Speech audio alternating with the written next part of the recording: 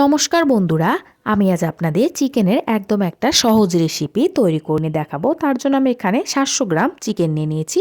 চিকেনটা খুব ভালো করে ধুয়ে জল ঝরিয়ে নেওয়ার পরে এর মধ্যেই দিয়ে দেব জল ঝরিয়ে নেওয়া টক দই 4 চামচ, সাথে দিয়ে দেব 3 চামচ পেঁয়াজ আদা রসুন বাটা, দিয়ে দেব পরিমাণ মতো লবণ। এবারে চিকেনটা খুব ভালো করে সমস্ত কিছু দিয়ে মাখিয়ে নিতে হবে। এইভাবেই মাখিয়ে নিয়ে রেখে দেব প্রায় আধ ঘন্টা। কড়াইতে দিয়ে দেব সাদা তেল 3 থেকে 4 চামচ মতো। তেলের মধ্যে দিয়ে দেব গোটা জিরে হাফ চা চামচ। 2 থেকে 3 সেকেন্ড মতো নাড়াচাড়া করে নেওয়ার পরে এর মধ্যেই ম্যারিনেট করে নেওয়া চিকেনগুলো দিয়ে দিতে হবে। তেলের মধ্যে চিকেনটা দিয়ে দেওয়ার পরে মিডিয়াম টু হাই ফ্লেমে প্রায় 10 মিনিট মতো নাড়াচাড়া করে নিতে হবে। 10 মিনিট মতো নাড়াচাড়া করে নেওয়ার পরে এর মধ্যে দিয়ে দেব ধনে গুঁড়ো 1 চা চামচ। আমি এখানে জিরে গুঁড়ো বা কোনো রকম শুকনো লঙ্কার গুঁড়োর ব্যবহার করিনি।